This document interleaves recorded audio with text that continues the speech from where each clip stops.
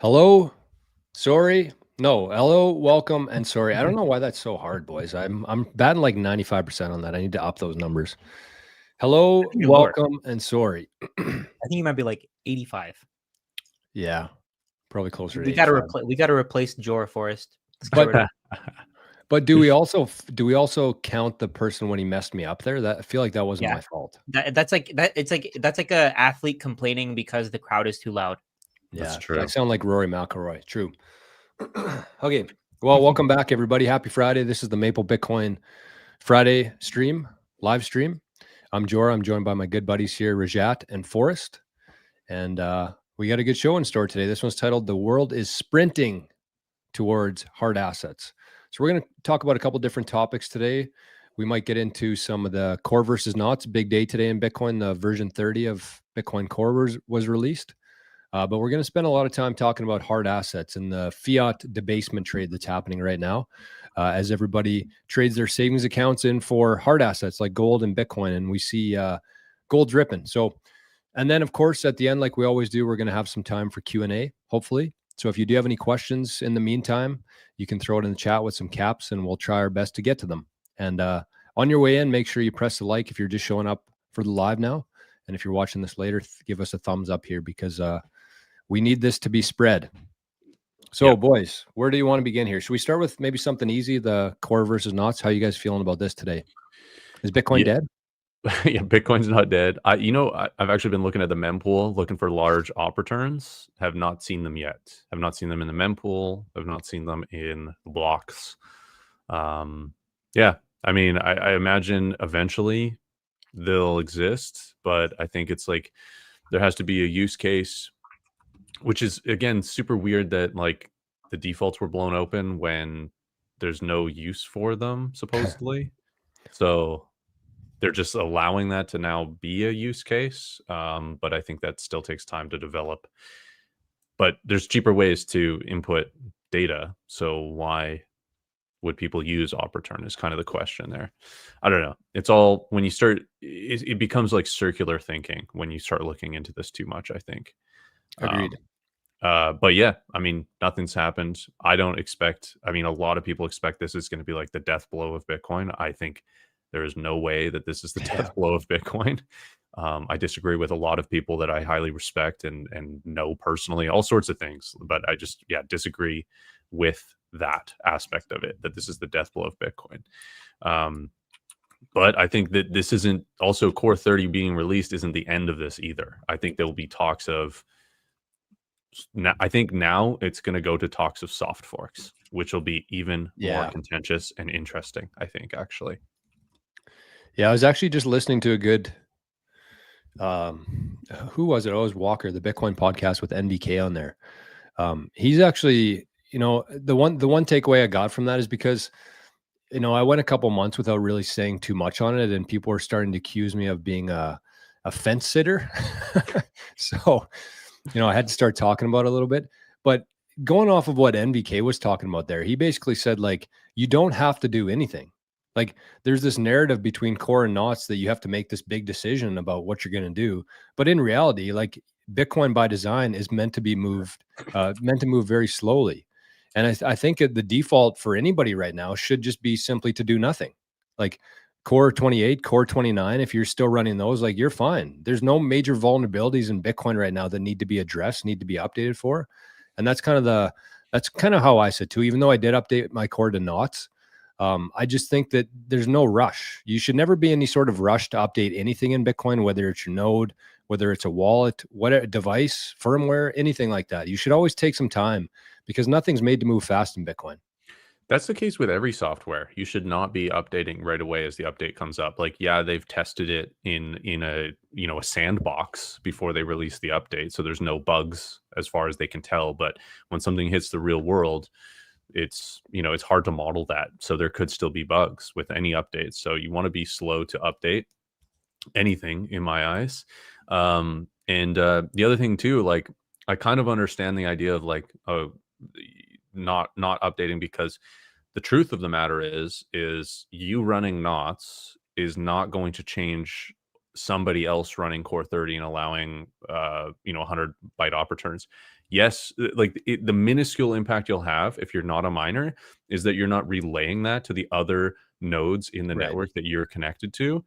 But the network is so fast and the connections are so fast that they're going to get those transactions anyway if their default is open to them, because they're connected to other peers and those peers are connected to other peers. Like it's an immediate like mesh the way the network happens. So it's a minuscule effect you have if you're not a miner. Technically speaking, I think Yes. a lot of people started running knots to kind of just send a signal 100%. core. Which is So- effective to some degree. Yeah. I mean, maybe it's we've seen that it hasn't been that effective, but they've changed it so that the default change of data carrier size is not deprecated anymore. Like that's like a tiny little clerical change maybe, but still, I mean, that's only happened because of people being upset about it. Does that mean anything? Not really, but again, like, yeah, there's only so much effect you can have as an individual in Bitcoin, and that's by design. Yeah. That's by design. I think that if Bitcoin is going to survive, it has to be able to get over these things. Otherwise, it won't survive, right? It's gonna die. I mean, I think that the world has enough good actors, people who actually want positivity for the future and they want to build for the future, that I think Bitcoin will go down that path that's right for humanity. And I think that people have a good enough bullshit detector that they can see that what core is doing. I mean, I saw a post, was it Nick Szabo? I think he was saying how this isn't something that they asked the community about. They basically told the community.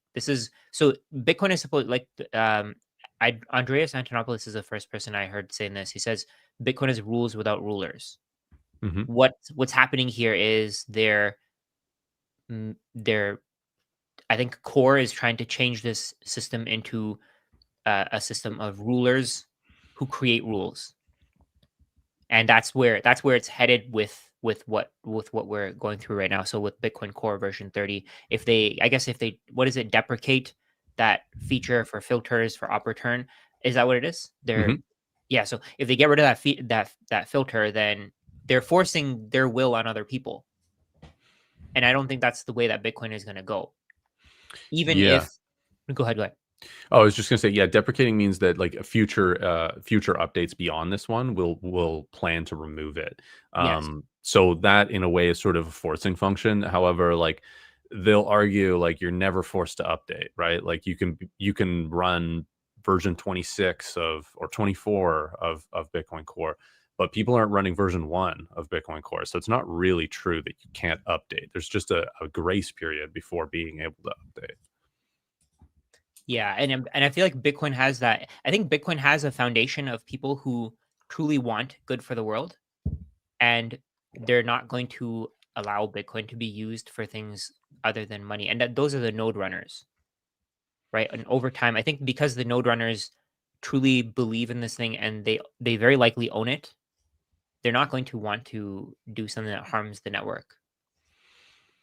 Agreed.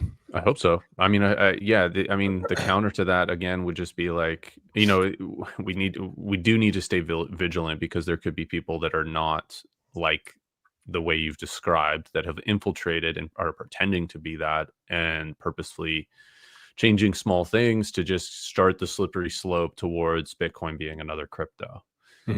That's sort of the broader argument on the not side, and I don't know how to fix that. Like I don't think there's a magic bullet here with any of this stuff, and I don't think there's a death blow either with Agreed. Bitcoin Core. So like with both of that, there's so much gray area, there's so much nuance, there's so much like, what can you do as an individual, what should we do as a community? It becomes like this much bigger, broader discussion that takes years, I think, to really like have a concrete understanding of where to go and what to do. And I think people want like an answer right away. And I think a lot of people just think, oh, well, the answer is just switching to knots. And I'm not sure it is. I think the answer is having very usable options beside, not just one option, because this is an open source project.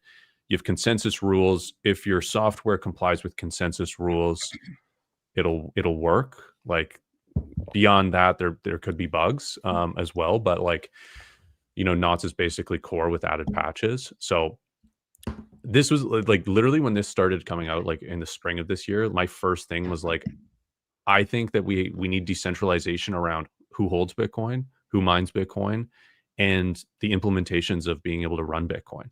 We need decentralization across the board. So 100%. it's great to me that there is an option like Knots. Does that mean that everybody should run Knots? No, I don't think so. I think we should have the ability to run different implementations. And maybe Knots is right for you, and having that control over your mempool might make sense. And that might be important if there is, so you're not as complicit around what you've done your best, even if it ends up being ultimately ineffective to filter things out. You've done your best as you can as a node runner, which might be important at some point. And keep in mind that even if you're running core 29 right now and you don't update, you're still going to be doing your best to not put that into your mempool filter. So I think you guys both made some great points there. I think that I would agree with all of them. I don't think I have any rebuttals against that. I think that this whole thing has actually been a very net positive for Bitcoin, in my opinion. I think we've seen the sides of some people, even though it got a little, messy and chaotic at some points. I think it's good to not really trust a certain person or a certain group of people. It should all just be based on the best for the network. And I think that the one thing that this has done, it's made a lot of people run a node who weren't running a node before. And when we think back to the block size wars, that's what that whole war was about, is people like us being able to actually run nodes and have a say in the direction of the network. And I feel like we got a huge, this thing, whether it's detrimental or meaningless, it got a huge wave of new people running nodes. And that's a really good thing for Bitcoin. Huge win for Bitcoin and for Bitcoiners too, because they're taking a step towards more sovereignty as an individual. Yes. And if you're not connected to your own node, you've never really used Bitcoin. You've just allowed other people to use Bitcoin for you, and you own Bitcoin, but like you've never interacted directly with the Bitcoin network like you do when you run your own node. It's a powerful thing. It might be subtle for people, but it ends up being pretty powerful to not have to ask somebody else, even though it's incredibly easy to ask to use somebody else's node, but you don't have to when you run your own node. And I think a lot of people have understood that throughout this. They've started running their own node. They're figuring out, okay, well, what else can I do with this? I'll run my own instance of mempool. If I'm using Start9 or Umbrel, click of a button, it runs on top of your node. Okay, I'll run a Lightning channel. Now I have my own self-custody Lightning, where it's so easy to do custodial Lightning. But custodial Lightning, not your keys, not your coins, right? So like, it's so powerful to be able to run your own node and just easily add in all the additional things that are really useful as a Bitcoiner. I think it's been a huge unlock for me personally, and I know dozens of people that now run nodes because of the debate with Bitcoin Core and Knots. Love it. Oh, we got some great folks in the chat today. I see over on Nostr. Did yours work, Forrest, over on Nostr? No, I'm going to need your help with that. I couldn't get it to work. That's okay. You've given me help in a lot of areas, so it's time for me to help you back. But we do have Letha over there in the Zap stream. I should probably tell people that we're live on Nostr right now, but Letha's up 9,000 sats for the boys. Wow. So thank you, Letha. And $9,000 in the future. If you would like to support throughout the show here, a good idea, to make sure your comment or your question gets highlighted here, you can send a zap to the QR code beside Rajat's head, or you can type it in manually there and it'll show up on the screen here. Or you can go over to the Nostr chat like Letha did and zap a fatty for Fat Zap Friday here on the Friday stream of Maple Bitcoin. So let's go to, let's shift gears here a little bit, boys. I think that horse has been beat hard enough. But gold all-time high, $4,000. How are you guys feeling about that? It's assets all-time high, basically. Yeah. Like, we're slightly off the top right now with some tariff news and some political BS that is ultimately going to just be a blip in history here. But yeah, I mean, this is the great debasement trade. This is the understanding that the dollar's collapsing, that you need scarce finite assets. And gold is catching a massive bid from central banks around the world because they understand it. They have people that can acquire it, store it. They have all the infrastructure to do that, and they need to not be tethered so directly to an asset that's controlled by a foreign adversary type government, like bonds, right? Like, America's not winning friends right now with some of their trade policies. Why would you, as a foreign government that is sort of in negotiation with the tariffs and all this stuff, want to then hold those assets, like support that government by holding their assets? Doesn't really make sense. So the first answer to that is gold, right? And then it goes beyond that. Okay, what else besides gold, right? Eventually, it becomes that. But yeah, gold's catching a bid from that exact scenario. The only reason why people, I think one of the only reasons why people really want gold, it's not because of the industrial uses, not because of any of that.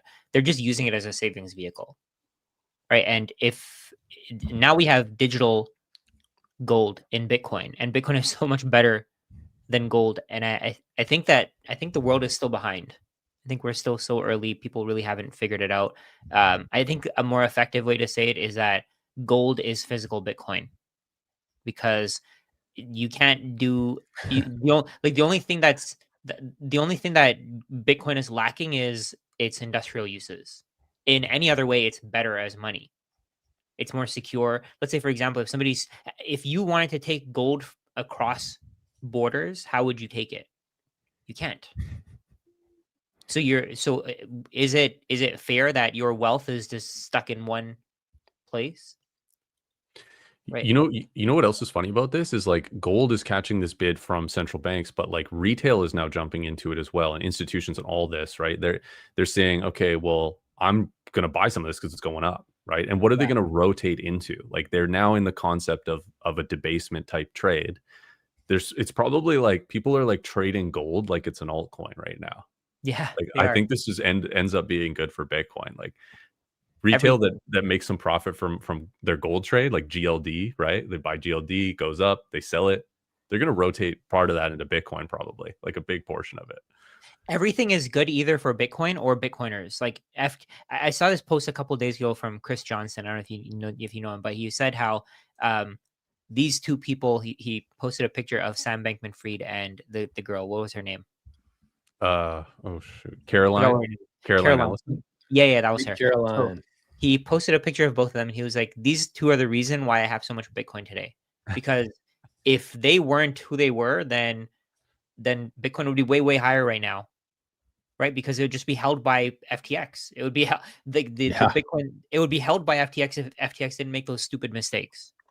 They didn't have any Bitcoin. Dummies. Sorry? FTX didn't even have any Bitcoin. Yeah, they were. What did they do? They gave it to They gave it to Alameda. Desk. Yeah, Alameda Research. So if we go back to gold here, everything is good for Bitcoin. Either it goes down and Bitcoiners get to buy and it gets redistributed, and that's good for Bitcoin as a foundation, or it goes up and it gets redistributed and it's bought by more people, and again they build a stronger foundation. And it just builds on top of what's already been there. Everything that's already built is just being built on top of stronger and stronger and stronger. So it doesn't matter what the short-term changes in Bitcoin are. It doesn't matter what the short-term changes in gold are, in stocks, in real estate. Over time, what I truly believe is that all of this wealth is going to eventually rotate into Bitcoin. And there's 100%. And part of that is never going to be taken back out. Yeah. A quick little part of it, I think. Yeah. Quick little side tangent about FTX. Can you imagine, like, they have all of the trading data of everybody on their platform, FTX, and they still lost money with their own trading firm, even with all of that data? Like, how bad of a criminal enterprise do you have to be to screw that up? Like, you could literally just be the in-between of those trades and just like siphon off capital. Like, it's crazy. It's so embarrassing, actually. Do you think that the people themselves actually were smart enough to take out some Bitcoin out of that whole thing? Which people? Well, like Bankman-Fried and whatever her name was, Catherine, and all those dipshits. Like they had to have actually scraped some out from the corporation or whatever they're doing there. I don't think they're that dumb. Maybe. Yeah, I don't maybe. know. Who knows? But keep in mind, some people did seem truly pretty do dumb. believe. Some people do truly believe in shitcoins. Yeah. Like they actually believe in them, and they'll fight. They'll fight against anybody who says anything against them, and they'll do whatever they can to not own Bitcoin. So maybe they were like that, because if they're taking these levels of debt to buy shitcoins, then I mean, they clearly think that they can outperform against Bitcoin. Yeah, it's true. I mean, yeah, they must have just been like, they probably were levered up themselves too and got wrecked in the 2022. Because like, I know Bankman was a big proponent of like Solana. He was like telling people while he was in like general pop jail about Solana and stuff. And it's like, Solana took a big nose dip, but it went back up too. So like, even like some shit coins are like, they're not okay, but like you can do okay having held them in that time period, nominally. So I don't know. It's crazy to me that these people have really screwed up that much. But even with that, like with Solana, for example, the coins are just a way. They're just, what is it called? Is it an affinity scam? Oh yeah, Yeah. like a piggybacking to Bitcoin. Yeah, right. So like what's happening with Solana is the prices remain the same over the last 4 years, but the market cap has doubled. What that means is that 50% of the coins that exist today are created since the last top. Oh yeah. So why would you want to own that thing? Why would you want to own it? It doesn't It's even just make as bad as fiat. It's the same thing as fiat with that. Like there's no cap. There's no. I mean, there's a central organization that is all benefiting from the issuance of that, essentially, to some degree. Yeah, it's crazy. It's ridiculous. It's just hard for me to understand like how somebody had that much information, could literally bet on almost anything, and still lose to such a massive degree. Like it's crazy. Yeah. Hey, let me ask you guys this, because we're going to be talking about Bitcoin and gold. We had a nice little chart here that we're going to demonstrate for everybody with some explanations on it. But were you guys into like precious metals before Bitcoin? No. Not really. I had some, but I wasn't really like into it. It was more so like gifted to me, if that makes sense. Yeah. Yep. Yeah. See, I was when I first learned about how broken the monetary system was. This was back in 2019 or 2020, kind of that era. And I probably spent about 6 months just in precious metals. I was buying as much silver as I possibly could. A little bit of crypto in there. I was kind of in the crypto precious metals diversification strategy. And then, of course, 4 or 5 years later, both those merged into one thing called Bitcoin. And I just feel like that might be the case with the world right now. There's a lot of people who are believing in precious metals. Silver's hitting all-time highs. Gold, crypto, even some cryptos are hitting all-time highs. You got pundits on the TV still talking about crypto. But eventually all those roads diverge, and it usually ends up in one path, which is Bitcoin. So yes, gold's running today, but I just feel like it's the same kind of process happening now where everybody's on that track, but they're all going to be merged. It's like two trains heading down two different tracks, and they get merged into one, which is Bitcoin. Yeah. Which is kind of a combination really of the properties of gold and silver mixed with the properties of cryptography, essentially. So both of those combined into Bitcoin. And then usually once you're on that track, you never get off there. You're not jumping into something else. You're just kind of heading down that track for forever for a lot of people, I think. Rajat mentioned that they'll hold some of it, but I think once you get into Bitcoin, once you understand Bitcoin, you're probably not going to sell more than like 5 or 10% unless there's an absolute emergency in your life, which is crazy to think about in terms of like the scarcity aspect of Bitcoin, which we're going to touch on here in a second. Yeah. You know what? It does feel like there's been a massive shift, though, in public perception of Bitcoin with this whole debasement. Like, again, I think we talked about this before, but like the term fiat wasn't used. Now it's used because of Bitcoin. And now the debasement trade and Bitcoin is getting more and more correlated in people's minds, not necessarily the charts, which, you can argue or whatever, like gold leads and then Bitcoin falls, all this kind of stuff, right? But like, the people that are into charts, people that are like TradFi, a lot of them just think of Bitcoin as like the triple NASDAQ. Like it's just NASDAQ plus. That's how they think about it. It's just a tech play. They don't conflate it and connect it with something like gold, which is connected to debasement and sound money. But now people are like, this is the main talking point on CNBC and Bloomberg and all sorts of stuff. And it's like that connection, I think, is much more positive for like what Bitcoin is. Like Bitcoin, in a very simplistic way, can be described as digital gold. And from there, if you start with that as your starting point, you can begin to understand, okay, well, there's mining, there's issuance, there's max supply, there's difficulty adjustment. And that gives you a much broader understanding of Bitcoin than, oh, it's just a tech play. It's just another technology. It's blockchain. And then conflating it with all these other cryptos, and it's conflating it with the NASDAQ performance and everything. So it's like, I think that starting point of digital gold, although I think is generally not an accurate way to describe Bitcoin, is a much better starting point to begin to understand Bitcoin in its full extent. That's a great point. Did you guys see the video of Christine Lagarde? Yeah. Where she was like, oh, Bitcoin it's worthless. And there was one point where she was like, I'm going to back your euros. Yeah. The other thing, crazy to me. Oh, it just made me think like, oh, she truly wants to control the world. Yeah, she said Bitcoin has no intrinsic value, which is hilarious. There is no such thing as intrinsic value. All value is subjective. And then she said something about like not fearing Bitcoin, and it was almost like a projection. Like it was like she was like coming out of Bitcoin. I remember that. Yeah, I don't fear Bitcoin, and it's like people sometimes will like say what they actually feel, but like in a defensive way. You know, it's like I think they actually do fear Bitcoin because they can't control it, and because people are waking up and realizing, and like, sure, it's a small percentage of the population, but the population that's adopting Bitcoin does not care about what the European Union does with their currency. Like they literally, like, it does not matter. They know that they control their own money. They have self-custody of it, and it doesn't matter what this other entity does. So I think they actually do fear it, and it was like sort of a projection outwards of what internally is actually going on for her. Yeah. Hey, Jor, have you seen the video? No. You want to show it? Would you guys want to share it? I have it in the link. If Jor, if you want to share it on your screen. Sure. This is Lagarde. Yeah.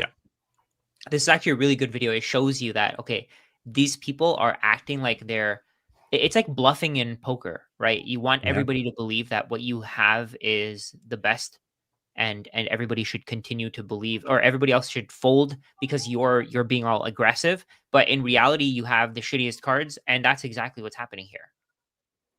Yeah, the art of war says appear weak when strong. Yes. But these guys are trying to appear strong when actually weak, I feel like. Exactly. Yeah, exactly. That's what I meant by projection. Yeah. Okay, so let's take a look at this. This is the right one? Yeah, this is the one. Yep. Okay.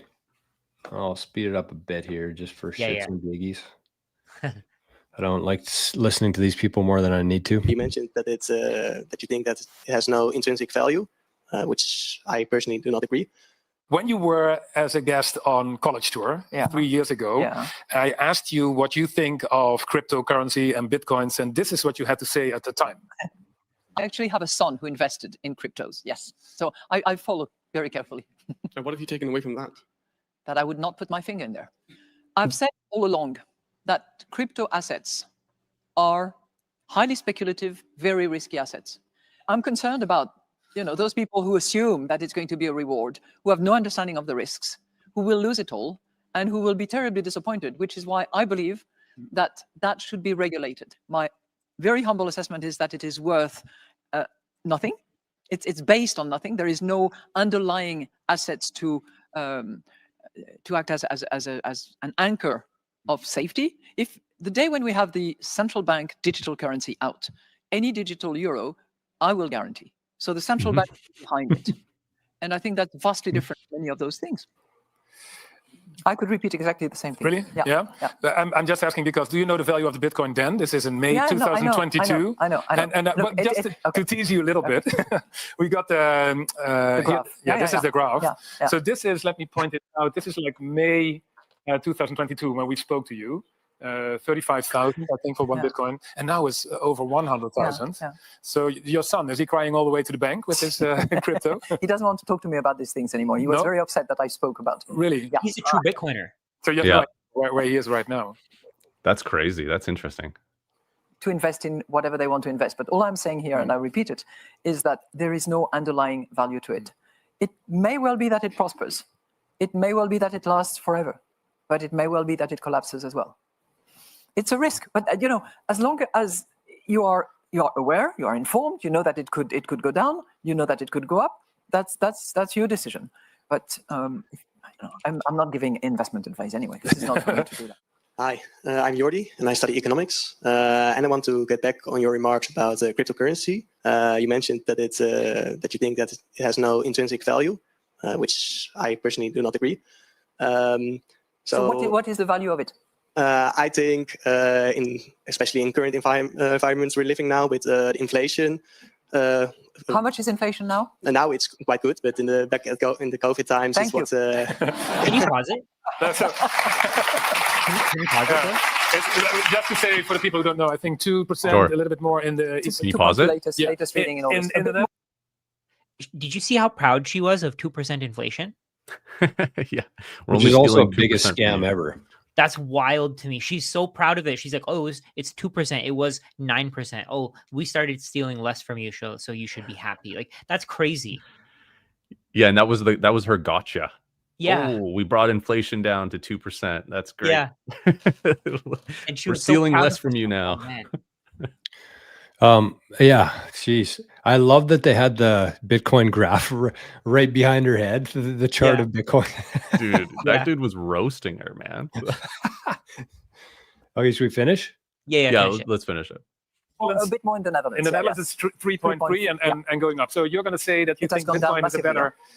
How many do you have, Bitcoins? Well, I'm not going to give you a number, but it's more than 90% of my portfolio. So, Okay. So the question is? So can Bitcoin be like a digital form of gold? Okay. No. That's the final answer, right? Shall we leave it? I hesitate to say that, but I say it because I have no fear, because I know that the social media tonight and tomorrow is going to hit me like crazy, because that's the community they form, and that's the belief that they have, and that's the confidence that they generate amongst themselves. But I still am of the view that there is no intrinsic value and there is no underlying value to it, which doesn't mean to say that there is no hype created as a result that some can associate with a value, meaning a price, which then moves up and down depending on what happens, who is instrumenting all this. By the way, I'm not thinking the same thing about stable coins. Okay, I regard that as a completely separate category of digital instrument. Okay. Stable coins are good, God. everybody. Stable coins are good. Bitcoin is bad. That's what I've learned. Somebody said something here. There was a really great comment. Where is it? Oh, they leave the cost of housing out of the inflation charts, so they lie. They basically just do whatever they can to make things work in their favor. 100%. It's like CPI the whole is all system. adjusted. CPI is adjusted. They take out steak. They put in ground beef. They take out bacon and eggs. They put in cereal.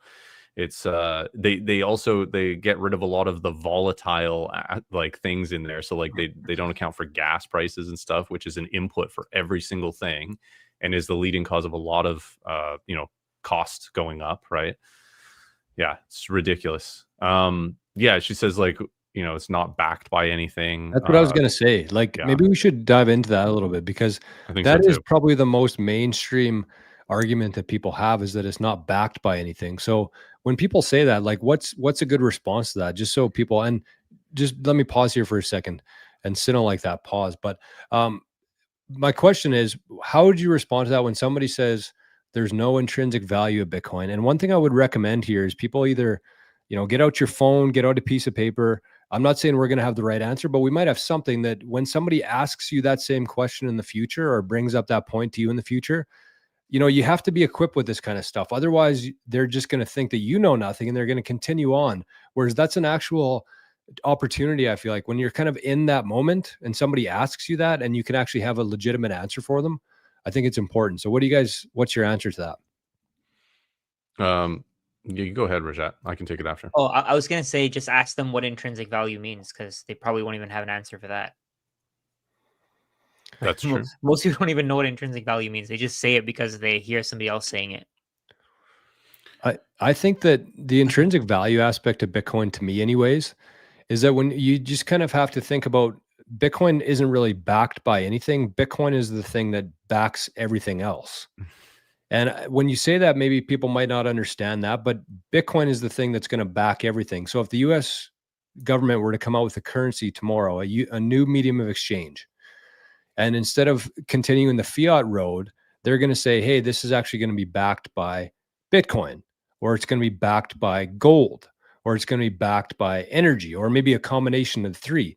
Bitcoin is what backs things because it brings truth to the digital world that we live in. It brings a fair, open, transparent, immutable ledger of all the transactions that have ever happened in history before that nobody can control, that there's a fixed supply of, that actually takes physical energy from the world that we live in and puts it in a digital form because you need energy or value to get any Bitcoin in return.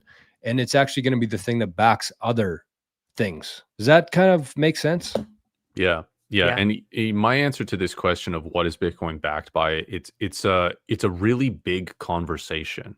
Yeah. It's a long conversation. It gets nuanced. It goes into, explain, like defining, the intrinsic value, all these things. Like you have to reframe your definitions of what all these things are.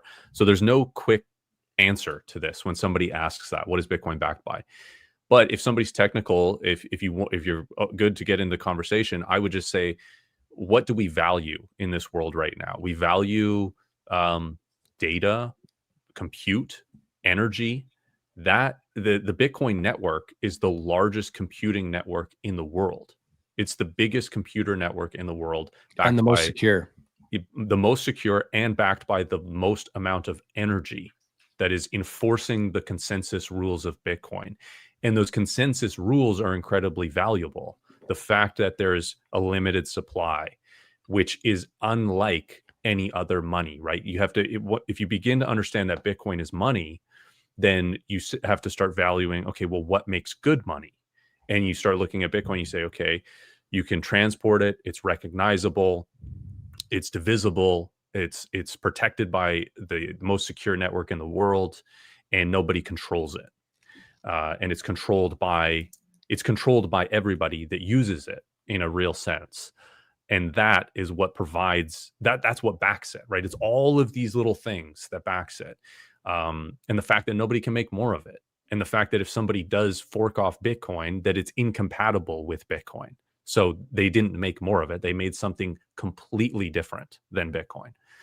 So that's a huge conversation. You can go into each one of those points for an hour plus, right? So, and there's been a bunch of people in the chat as well saying these exact points that I've talked about.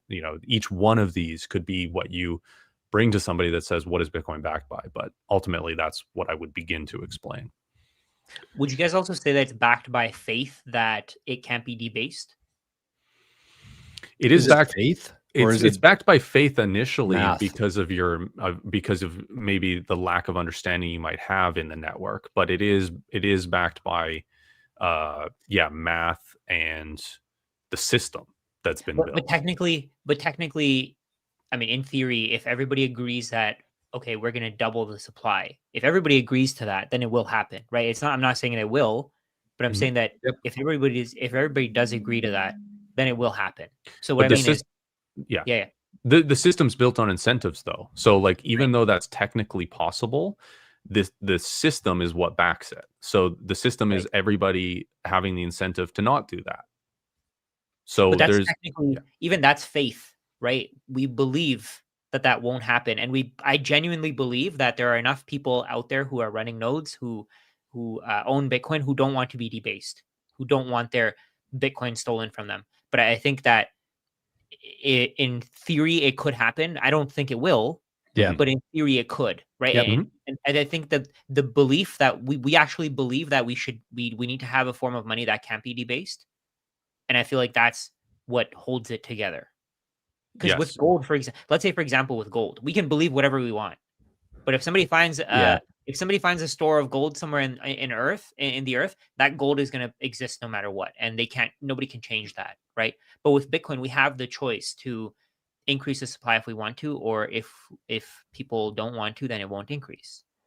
It's a great point, because that's one thing that I've kind of come to the realization of myself, is that Bitcoin is unstoppable for a lot of different reasons, but I think Bitcoin's unstoppable mainly because of faith, mainly because people are now awake to the fact of how corrupt that system is, what a fiat dollar is. Like they managed to keep that whole thing under wraps for like 100 years. Yeah.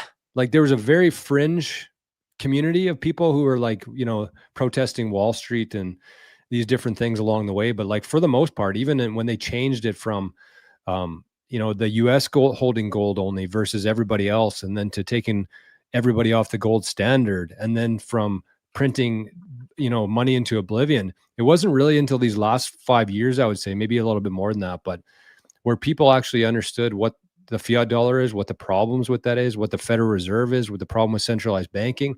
And now I feel like even if something were to happen to Bitcoin, everybody who's here right now, we're not going to that old system ever again. Like, it's not like we're just going to give up and say, okay, well, we did our best, we're going to go back and start saving in fiat again. Like something new would emerge. And so in that case, I agree with you, Rajat, that it is kind of backed by human psychology, by faith, by people being awake to how corrupt the world was before Bitcoin. And the future that everybody envisions now is much different than that. And, it is open source. So if something did, whether it's core or not, or something happens with that, a new thing would pop up, but you'd have the same army of people who are all fighting that same war. That'll never change. Yeah. So faith is essentially like trust in something that you can't control, right? Okay. And no individual can control Bitcoin, right? You have faith in people have faith in the dollar, but they can't control how much dollars are being printed, right? So no one person. So Bitcoin is not trustless. I will say that it's trust minimized. They've done as much as they can to minimize the need for trust. You can do a peer-to-peer transaction and not know the other person on the side and have no need to trust them. So there's trust has been taken out, and faith that the system will work is all the way to a minimum. But you still have to believe that these UTXOs have value, and so does everybody else that will accept them, right? So there's still a level of belief or faith or trust that these things are going to continue existing as they exist. It can't be completely taken out, because that's part of, like, we as humans, like, that's the only way to have something that doesn't, like, it's the only way to get away from direct barter and into a form of money, is to have some belief that this thing can store its value over time, which requires faith in the system. And faith and understanding, I would say. Yeah. Understanding is a big one, because if you don't understand it, you're not going to have faith in it. If you don't understand the properties of what gives Bitcoin its value, you won't have any faith in it. You have to have that underlying understanding of Bitcoin and what gives it value before you can have faith in people using it, people accepting it, the supply never changing. You have to understand why that is before you can have faith in it. I think understanding actually comes before faith. Yeah. And I think that's why a lot of people will see Bitcoin, understand some aspect of it, and then just say, oh, this thing's worth nothing, I'm not going to buy any, it's worth nothing. And then they're hit with the reality of, if it's worth nothing, then why does it cost this amount of dollars to get some, right? And my favorite meme. Send me some. If it's worth nothing, then send me some, right? The reality is different than what people's understanding or like than what people's beliefs are, right? So yeah, I think it is a combination, but ultimately there ends up being a faith in anything. Like, you have to have, I mean, I have to have faith that I exist, right? I have to believe that I exist. There's all sorts of different things that come down ultimately to faith. But what would you rather believe in, right? What would you rather believe in? A network that can't be controlled, that is backed by energy, that can't be debased, that has a max supply, that with all the incentives to keep that max supply, the 21 million cap, right? All of the incentives build the system. I'd way rather have faith in that than Christine Lagarde, who says that it has no intrinsic value. Look, I got the euro down to 2% inflation, right? I have no trust, no faith, no belief in that system, because it's so easy and transparently, a scam to anybody that participates in it that isn't directly connected to the banking system. So ultimately, faith exists in almost everything we do to some degree. I think one of the reasons why the legacy financial system, people in the legacy financial system talk a lot about intrinsic value is, I think it's because they want to make sure that what we value today remains of value, right? So let's say, for example, stocks, real estate, bonds, everything that we have today. On a Bitcoin standard, it may not have the same value that it has today, right? And I think this is part of them just convincing us that, yeah, we need to keep valuing these things, because if we don't, then the world is going to go crazy, right? Yeah. And I think part of what she was saying there is, oh, it's not backed by anything. What's real estate backed by? What's your house backed by? Your house isn't backed by anything. Your house has a use. You can use it. You can use it for shelter. But it's the same thing with Bitcoin. You can use your Bitcoin to buy things if you want to. Today, people might say, "Oh, but I can't use it to buy things.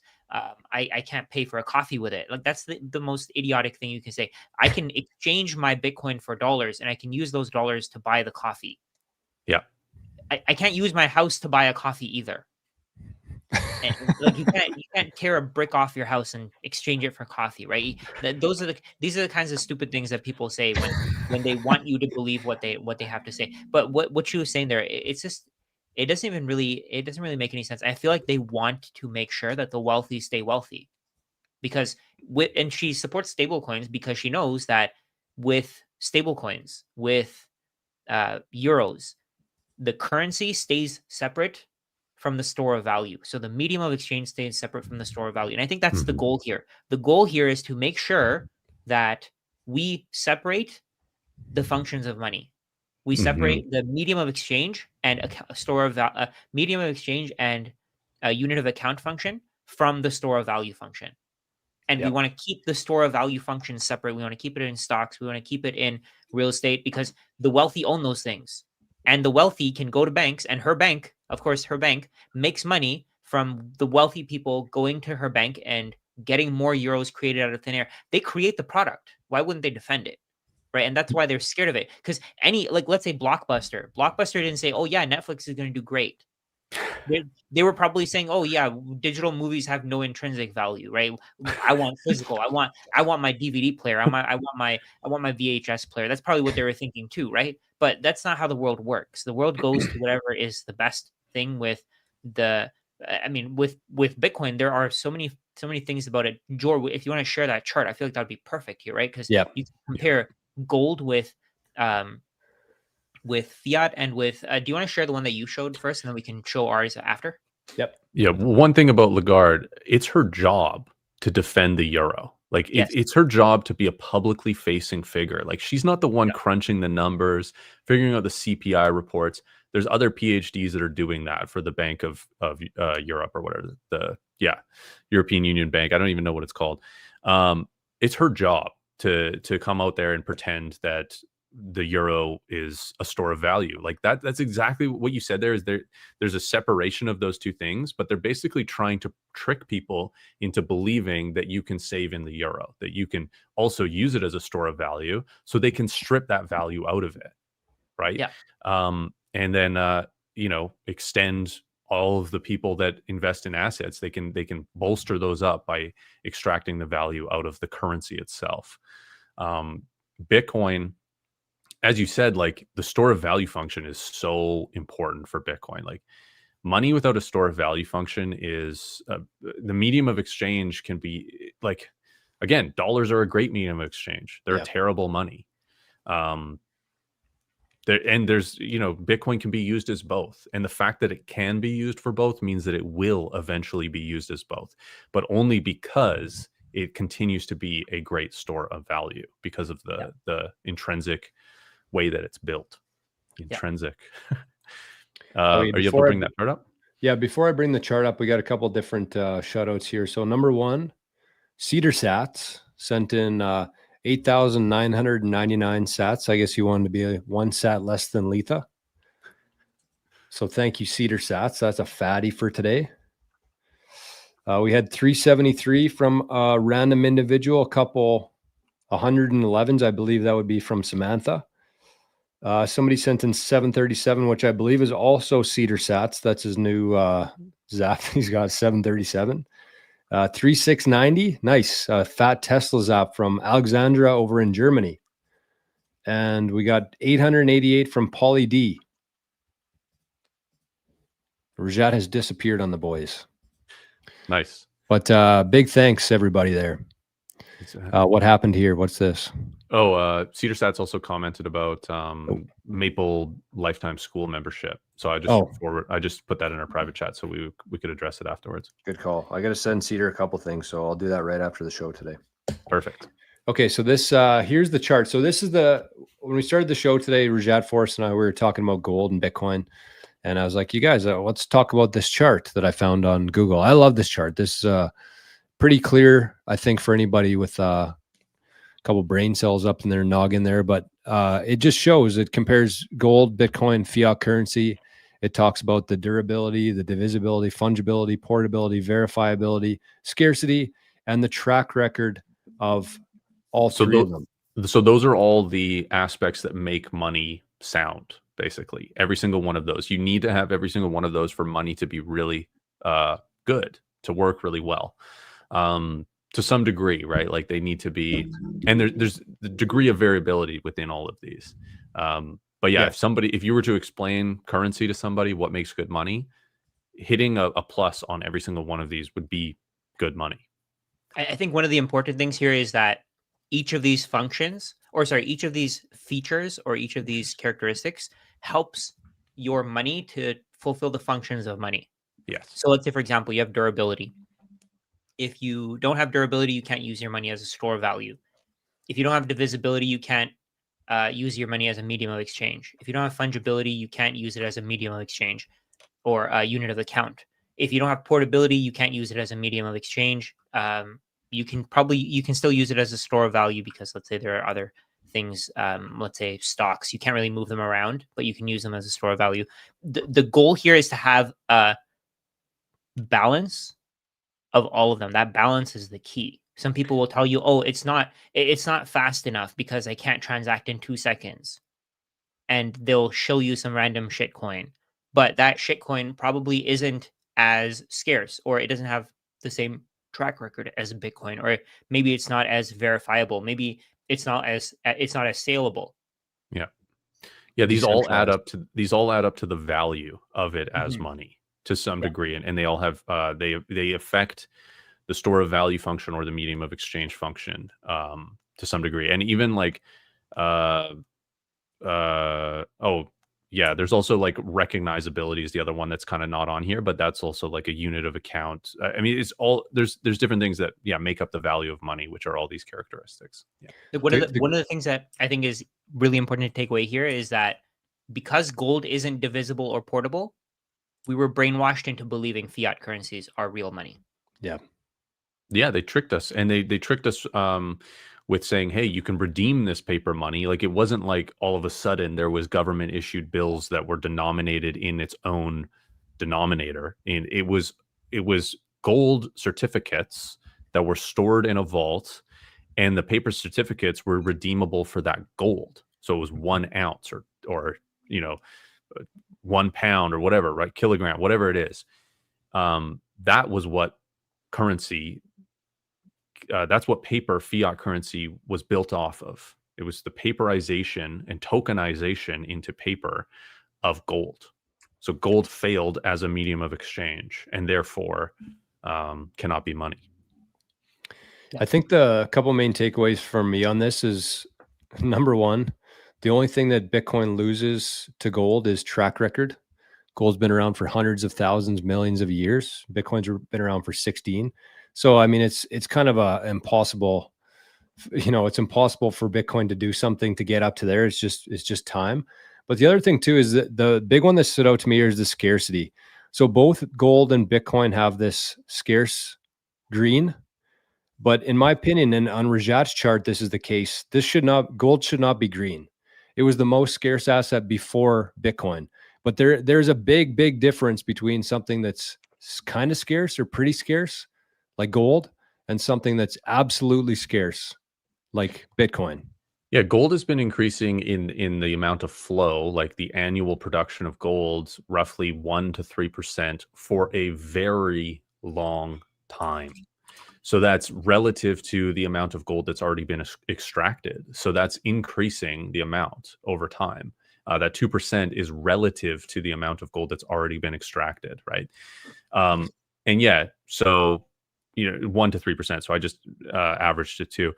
But something that has a max supply of 21 million, after 21 million Bitcoin is released, there's no increased amount of Bitcoin, but gold continues to increase after that.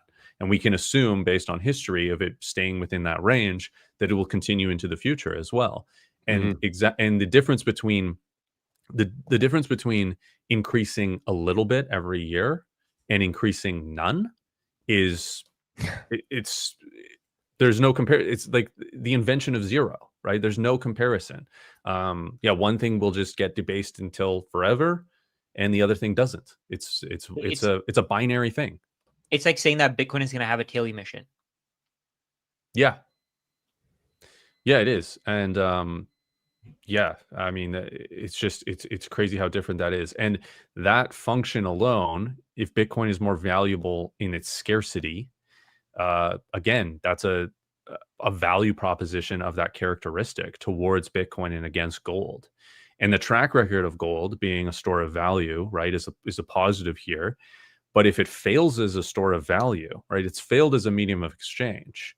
Bitcoin is a better store of value. If gold fails as a store of value, then that's a big blemish on that track record. So even though it's had thousands of years of being a store of value, if it gets a blemish in the store of value function, then Bitcoin could take that from it as well and continue to actually have a better track record going into the future.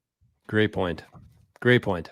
Yeah, I mean, I didn't really think about that because I just assumed that Bitcoin would always kind of lag behind gold in terms of track record. But you're right. If it actually turns out to be a better store of value than gold, then that's over. The track record of gold being the best store of value is over. And I would argue that we're kind of there already, although the world hasn't figured it out. That doesn't mean that anybody's wrong about that. It just means that most people are a little bit slower to the party here. But when we look at something like this, and I'm going to bring up Rajat's chart, which I think is a lot better than this one. But when we look at this and we think, okay, well, we can see provably here, without a doubt, objectively, that gold is far superior to, or Bitcoin is far superior to gold. And don't get me wrong here. I'm not shitting on gold. Gold's done its job. It's ripping right now. And big shout out to all the gold holders out there. But it just doesn't fit with the world that we're moving into now. It doesn't have the same properties that are going to be needed in the world that we're moving into here. And if you say, okay, well, they're not only not equal, but Bitcoin's far superior. And Bitcoin's 1/10 of the market cap of gold today. 1/10 of the market cap, which means that either gold is extremely overvalued, which I don't think is the case, or Bitcoin is extremely undervalued, which I would say that that's a lot more accurate there. Yeah, and gold failed. I said gold failed as a medium of exchange, and the consequence of that was centralization and control. And when that happens, there's the ability to basically like skew things, mess things around without people knowing. When there's an organization that controls it, they can pretend to have it, right? So even though gold's catching a bid, nothing is improved about gold. Like gold is exactly the same as it always has been, which is what people think is valuable about it. But that means it's going to fail in the exact same ways that it did before. So it's not magically going to get fixed from that. Like you need a fix to the problem of portability and of gold, and there just isn't one. So and verifiability too, I think, is a big one. Yeah, exactly. Yeah, verifiability. Being able to verify the fact that you actually own the gold that you have a claim to, if you have a certificate or something like that. Yeah, you might be able to walk down to the bank and they might take you to the room to show you the ounce of gold is there. But like how many other people have they showed that exact same ounce of gold to, right?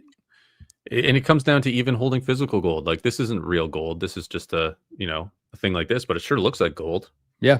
It's heavy. It's heavy like gold. Maybe I could convince somebody it's gold, right? You could probably convince somebody that's physical Bitcoin. Yeah. Probably. Yeah, that's true. I have one too, by the way. Look. Nice. Sick. I need one, boys. Mine's a Mine's a Bitcoin well one. I got it from the conference I went to. I got it from a conference too. Mine is a little different. Are they the same thing on the back? No, different. Oh, they're different. Okay. I have one of those as well, but I took it out of the case and it went silver. Which is, so check it out. Like this is the same one as this, but George showing. Nice silver dollar. It's from 1971 too. That's so sick, dude. My Bitcoin went from gold to silver, which is just again evidence that your gold might not be gold. It could be tungsten wrapped gold, right? Yeah. It's hard to verify even the physical aspect of gold. Yeah. Funny, we have all three of us have those coins like within reaching distance. Yeah. Yeah. I wanted to mention there are so many things that people compare Bitcoin to. They compare it to the US dollar, of course, to gold. But I have a huge list of things. So we can look at tulip bulbs for all the characteristics of money. People will constantly tell you, oh, tulip bulbs are better than Bitcoin. It's the tulip bulb phase, whatever they say. Yeah. And they say trading cards. So trading cards are definitely not better than Bitcoin. So I should actually freeze Bitcoin there so people can see it. But Bitcoin is almost high on everything. Trading cards really aren't. Artwork, same thing. It's low on pretty much everything. Real estate is better than a lot of the other things, but it's not the best either. It's nothing compared to gold, compared to Bitcoin. Even gold, actually. Stocks, terrible. Just like real estate, very similar to real estate. Beanie Babies. This is one that the stupidest of the stupid say. Like who's one person that said Dave Ramsey. Mm-hmm. He constantly says Bitcoin is like Beanie Babies, the digital Beanie Babies. That kind of pisses me off sometimes. But next one, luxury watches. This is one that I would actually say is a better comparison than most of the other ones. Like Beanie Babies aren't really anything. Some of the Beanie Babies are scarce, but I put in some notes here as well. If you wanted to use Beanie Babies as money, you'd have to tear them apart. Right. So yeah, not very divisible. Right. Exactly. And then we have bonds. Bonds are terrible at almost everything, and they're not scarce. That's one of the most important things, right? So every one of these things, the only hard assets here are Bitcoin and gold. Everything else is low on scarcity, or it doesn't have the right balance of all the other characteristics. So almost nothing is portable. You can see that almost nothing is portable there. Oh, nothing is portable. Everything is on low. The only things that are portable are Bitcoin, US dollars, and gold. Even gold and US dollars are moderate compared to Bitcoin. Mm-hmm. Yeah, Bitcoin's built for the digital age. It's highly portable. The other thing I would say just there about like Beanie Babies and watches is the scarcity you have for moderate and high there. It's an artificial scarcity that's built from the issuer. So if those issuers, and same with Labubus, there we go. Same with but you get the gambling aspect with Labubus. There's a benefit there. We got to have a chart for gambling. But the other thing too is like, trading cards, right? There's pieces of cardboard. There's no real value to it. The scarcity, the limited supply, that can change if the issuer decides that there's a profitability of changing that. Skins in games. People might think about that as trading cards as well. The creators of those games have an incentive to sell those skins and not just have reselling going on as well. So eventually, at any point, a new release of those could happen, and it could be indistinguishable from the original release of those. It doesn't matter when you get the skin or the trading card. Maybe the trading cards would have a different editions or something, but even still, it would dilute the supply potentially of some of those things, and definitely so with luxury watches and things like that. I just actually found out what Labubus were. Is it Labubus or Labubas? I just saw that yesterday on my Snapchat. I saw the Nelk boys were over in Japan, and they were going through a store that had those, and the guy was chirping them because they look like Beanie Babies essentially. Yep. So it's interesting. They must be catching on. But Forrest, kind of what you were saying there is, I got a picture right. I was going to grab it, but I can just show it from here. But it's a picture of Tiger Woods, and it's from Upper Deck, so it's legitimate, I think. And it has, I think it's out of 100. It's autographed by Tiger, so a photo that they issued. But for me, in that case, is like, okay, let's say I have number 9 out of 100. How do I know that Upper Deck didn't put 9 out of 100 5 or 10 times, and there's somebody else on the planet who has number 9 out of 100 too. Like, yeah, I believe it, but I don't know for sure. There's no way for me to verify that. Takes a lot of faith. Yeah. Takes a lot of faith. Yeah. Rajat just going to town here with this spreadsheet. So what do we have in here now? Patty. Birkin bag, There you go. crypto or altcoins. I like the also altcoins added- though. That's a good one. I added Labubus too, And Labubus. Same as Beanie Babies. Yeah. Basically the same thing. and Birkin bags. Birkin bags are, I think Birkin bags are better than a lot of other things. That'd be like a luxury watch, kind of same idea. I would say similar. Yeah. Yeah. I got to go through this again just to make sure that everything actually makes sense. Well, just focus on this page right now, Rajat, like with these four, because I feel like yeah. everything else is kind of, laughable. Everything else is a joke. Yeah. Yeah. So the altcoins there: fungible, high; portable, high; durable. Why is altcoins moderate compared to Bitcoin being high for durability? I would say because there's not enough faith in them and not enough people own them, so they could fall apart pretty quickly. They could get rug pulled very easily. I think the US dollar needs to be low on that durability too. It's on high, right? So 'Cause with that's the a US store of dollar, value function. so there's a couple of things that I thought for durability with the US dollar. So let's say, for example, with maybe I put this one wrong. So the US dollar, the way that I see it, it can't be physically destroyed. I mean, it can be physically destroyed, but if you go to a bank, you can tell, like if you tear it in half, you can go to the bank and they'll give you another one. Yeah, but it's being destroyed by the creation of more of them. That would be scarcity.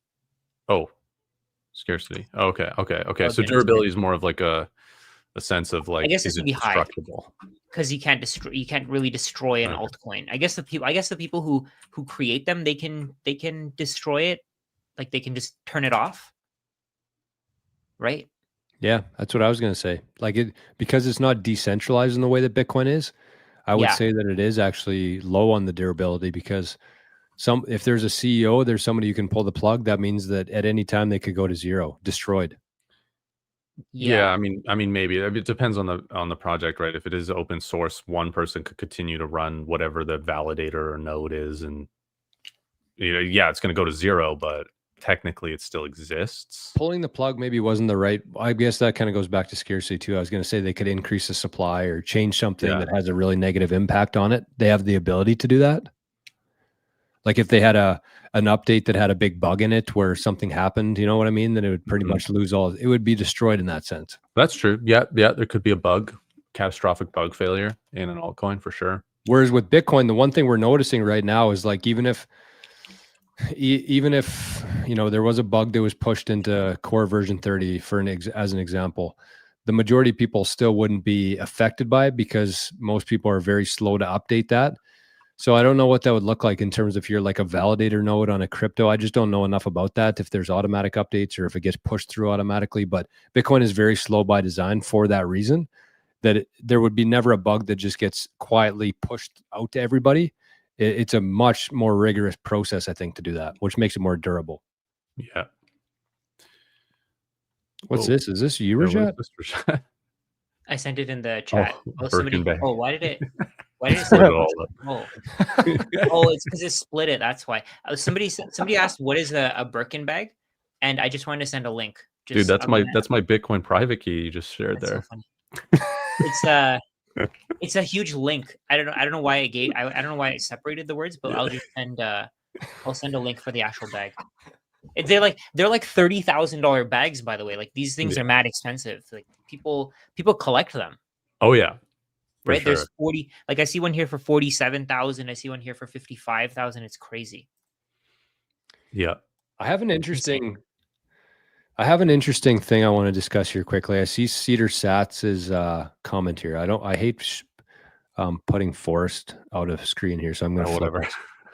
But Cedar Satz basically says I have a pretty collection of snowboards though that I'll probably keep forever. A lot of good memories and good trips with those things. So that would be like an example of something that's just more meaningful to somebody, like sentimental. And one thing that I've done my best. I know it's difficult to do this, but one thing I've kind of talked about myself is like just take a picture of those snowboards, because when you look at one of those snowboards, It's not like you're going to take it out on the slopes, cedar sats, and like go for a rip with it, and that's going to bring you the feeling. But if you just have a picture of it, and you can maybe even put it in a photo album or something where you can see it, and then you're going to get the exact same feeling by looking at a picture of it to recall all those memories that you had, as you would just by looking at it collecting dust in the corner. That is possible. Yeah, I agree with that to some respect. I mean, there might be exceptions, tactile feels or something like that, but I think for the most part, you get a huge percentage of your nostalgic feel from just a photo. I think you're probably bang on with that.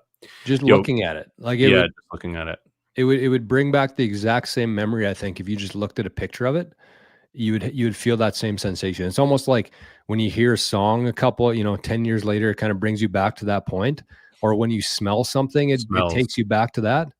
Those things are just so cool to me how that happens. But I just feel like, if you're somebody out there, and this isn't really directed towards Cedar Sats, but if you're somebody out there who has things like that and you're trying to increase your stack of Bitcoin, that's a really easy trick to do, is just take a picture of it, sell it, and you're going to get the exact same like sentimental feeling from it. Yeah. Guys, we only got about 12 minutes here before we got to go to the happy hour on our school, and we got a lot of super chats as well that we have not got to. Should we hit some what a chat today, boys. Wow. Yeah. Really good. We were actually talking about our school thing the other day, and I didn't realize that we've already done like 10 happy hours. I thought we'd done like 3 so far. What was it, 10 or 11? 11, I think. This will be our 12th today. Oh, look at this. Oh, Rajat's been working behind the scenes here. That's cool. So this is a QR code to our Maple Bitcoin school community. And I don't know the exact number yet, but we are going to start. We got a couple different ideas in the works right now. We're not going to give too much away, but we just want to give kind of a little bit of a warning or a heads up to people, because as we do more and more of these shows, happy hours, the things we're about to announce soon, we're going to start raising the price of it. So it's like $27 a month, I think, which is kind of a joke almost. I think the average on school is $50 per month.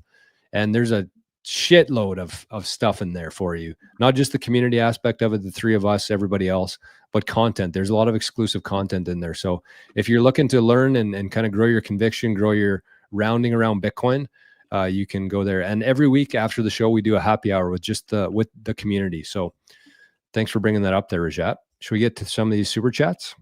Yeah. Okay, well, I had some starred questions here, but we're not going to have time for those today, unfortunately. But King says, Bitcoin is backed by the security of the network. There will never be more than 21 million. And as long as people use the network, that will never change.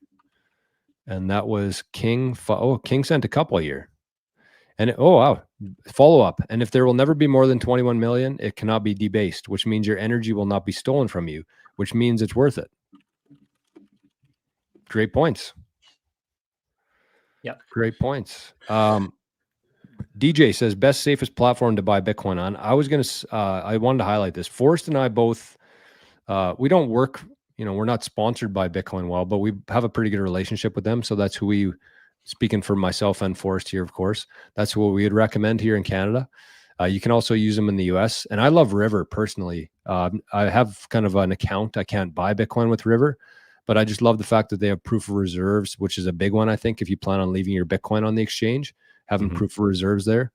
So we usually have links in the show notes here. I'll make sure after the show here that I put some links in there for anybody who is looking to either, buy their first amount of sats, which I doubt, or just like upgrade their exchange from Coinbase or Kraken to something that's a little bit more Bitcoin friendly.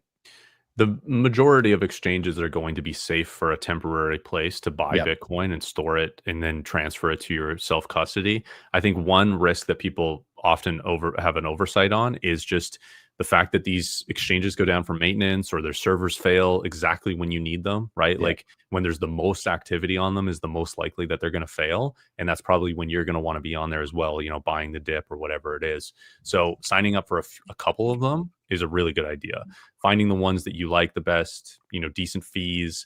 Bitcoin Well, I love because it's the most direct way to actually get Bitcoin. They don't hold your Bitcoin for you. You send them dollars. They send you Bitcoin directly to cold storage. So it's like you're skipping a step of them holding your Bitcoin. which is the risk, right? So you're getting rid of a risk factor there by not allowing them to actually hold your Bitcoin for you. So it's a little bit safer, but that's maybe marginal. For the vast majority of exchanges will be safe to temporarily hold Bitcoin on. Emphasis on the temporary, because that risk goes up the longer you hold it on an exchange. Great point. Yep. And I would say that the other thing too, if you're somebody who is in the US and you're maybe not comfortable with holding your own keys yet, I don't think that should detract you from buying Bitcoin. I think that that's where something like River comes into play, where River's an exchange where you could actually hold your Bitcoin. They could hold it for you. And I like the fact that they have proof of reserves. That makes me feel a little bit better, recommending them. But then the thing is, you could just buy it. You could get the price exposure to Bitcoin. You don't really own the Bitcoin yet until you get it off the exchange. But I would feel good recommending them to store it for you in the meantime. Yep. And that's a degree of safety, having that proof of reserves, right? The Lindy effect comes into play. Are they are they a public company, private company? Are they offshore, onshore? All of these things should be evaluated. Do they have a track record of people trusting them? I would not, sign up for an exchange, even if it's the second biggest one, if it's out of the Bahamas, because the last people that did that are still waiting on their Bitcoin, I believe, or they got it back at the price of when it went bankrupt, which was like 30,000. So you do not want to trust people that do that. Yeah. Nav sent in $2. Thank you, Nav. And he said Euro is only 10 years older than Bitcoin. I didn't even realize that myself, honestly. That's a good point. I never thought about that, but that's so funny. And Nav's got a question here. Says, I'm concerned on price suppression by paper Bitcoin and other ways by exchanges and BlackRock. This is how gold's price is manipulated and suppressed. Thoughts? I think from my perspective with price suppression, like I am a believer in that. It's a little bit of a controversial subject, but I do believe that there's a lot of manipulation happening right now, a lot of paper Bitcoin floating around out there. But my thoughts on it is like it's going to be a temporary thing. I think that anybody who's trying to manipulate Bitcoin or short Bitcoin or fake Bitcoin, it's going to get washed out. And that's exactly what happened with FTX. They kind of danced around that for a very long time. They fooled people for a very long time. But eventually, the way Bitcoin is by design, you can't fake it forever. And I feel like as it becomes more and more ingrained in society, there's going to be a requirement from people using these exchanges, people investing in these companies that hold Bitcoin. There's going to be a requirement that they actually show proof of reserves that they have that Bitcoin. And then you can start doing some simple math on a spreadsheet and say, okay, Strategy's got 800,000 coins. BlackRock has this. Add it up to 21 million. If it's more than that, somebody's lying here. And then it's going to be, it might take a while to get there, but I do think that it will eventually be flushed out. And you can't do that with gold either. That's a good point. Yeah. Yeah. And it's like, there is some like known about paper Bitcoin with futures, like people can get price exposure but it's not actually like real Bitcoin. And that sort of has effects on prices and things. But yeah, the paper Bitcoin that we don't know about is kind of more so the problem. And eventually it gets weeded out. It just cannot exist in this system where everything is verifiable, everything is public. It's like a magnet, right? The public verifiableness of Bitcoin, it's like an elastic wanting to come back to its natural non-tension state. The Bitcoin wants to be verified, Bitcoin wants to be seen, and eventually when that happens, the people that don't have it get left out. What is the saying? Like, it's like when the tide goes out or whatever, you see the shore. I don't know. You see you standing there without clothes on. Exactly. Yes, that's it. At some point, all that leverage is going to get wiped out. That's the key. I think that's what we all want to. I think that's the basis of all of this. So at some point, everybody who has created paper Bitcoin is going to be everything that they're doing, just like FTX, just like Celsius, just like BlockFi, all that stuff it becomes apparent over time. It takes time, but eventually it will. I think in general, the timeline that the timeline is probably around 4 years, and that's why we see these dips in between, right? During every euphoric period, there's going to be some idiot who's creating paper Bitcoin, just like Nav said, just like Nav said. There's going to be somebody who's creating paper Bitcoin. There's always going to be somebody who thinks that they're better than the market. They think that they're smarter than the market. that's what that washout is. So when Bitcoin drops, let's say, I mean, I don't know. I used to believe that, okay, there's going to continue to be wipeouts like this. There's going to continue to be Bitcoin drops of like 70, 80, 90%. But I don't know if that's going to happen anymore, because I think that the companies that are buying now are actually buying. They're not buying paper Bitcoin. They're buying real Bitcoin. And whenever their obligations are, whenever they have some kind of obligation that needs to be met, they'll be able to sell that Bitcoin to pay for that obligation. And I think Bitcoin has now probably joined the regular business cycle rather than having a cycle of its own. Yeah, totally. And the other thing too is like paper Bitcoin might exist in these ways, but largely they're out of our control of like even being able to expose it or do anything about it.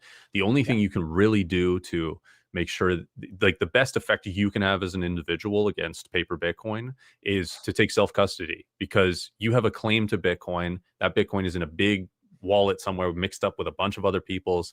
There's some accounting ledger internally on that exchange saying, hey, this account has this much Bitcoin, and I don't even know if it's connected to a wallet anywhere, right? So it's all these internal, like there could be delays, and there could be paper Bitcoin for like temporarily within things. And I believe there's a delay even with like BlackRock, right? The IBIT and stuff, which is like allowed, like there's a certain amount of delay allowed and things. But yeah, so the most effect you can have against paper Bitcoin is taking self-custody and actually owning the keys to your coins.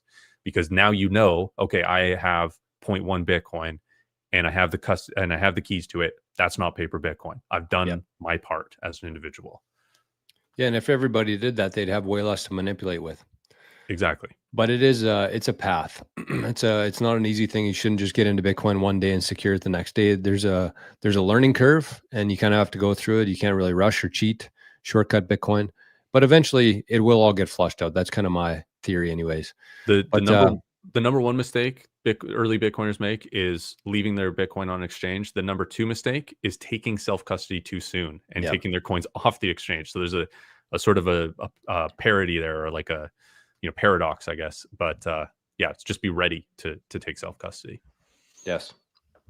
Okay. Well, boys, it's been a slice. Rajat's not going to be here for the next couple weeks, so we'll say some well wishes to Rajat. He's headed to the Montreal Canadian Bitcoin Conference, right, Rajat? That's the one. Sign some more autographs, kiss some more babies. And I'm taking off right now. I got to go pick up my car before they close on a Friday. But so I won't be there for happy hour today. But I would highly encourage people to join these two today. It'll be Forrest and I in the next couple weeks.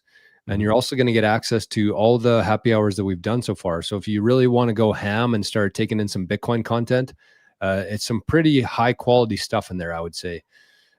Where is that in there? Oh, there's the exclusive stuff. So those are some, what would we call those? Master classes. And then we have the happy hour calls. Wow. 11. We're on 12 today. So you get access to all those. That's the only place you're going to find them. So you can show up for the chat. You can watch all those videos. You can go crazy. Yeah, it is Thanksgiving here. Good call there, King. But yeah, thanks, fellas. Thanks, everybody. If you're watching this later, or if you feel like getting some good karma on the way out, you can scan that QR code up there to send some sats to our Maple Bitcoin Reserve, or the Lightning address at the bottom there. And I wanted to say one last thing. Are you guys okay with increasing the price at 200? Because I think that the current price is pretty low, and it's $27 a month, and we have 165 members. So the next 35 members get this $27 a month, and after that, we're going to increase the price. Yeah, what's the average you said, George? Is like $50 a month on school is like the average or something? So 50. Yeah. So yeah, we should increase it. I mean, we're providing a ton of value and more value every single week as we create more masterclasses, more exclusive content. Yeah. And keep in mind, the one thing I would say is that even if we did raise the price in a month from now, everybody who's locked in it, like there's people in the group right now who are paying $21 a month. So the cool thing about school is like once you lock in that price, that's your price forever. Even if we increase the price, it has zero impact on you. So I think it's important to note that most people probably wouldn't get that. Yeah. I'm seeing some comments here, watching out for deer. Yeah. Okay. Thanks, everybody. Have yourselves an amazing weekend, especially if you're in Canada. Happy Thanksgiving. And thanks for all the love, the support. And we'll be back here next week for another Friday. Thanks, fellas. See you guys.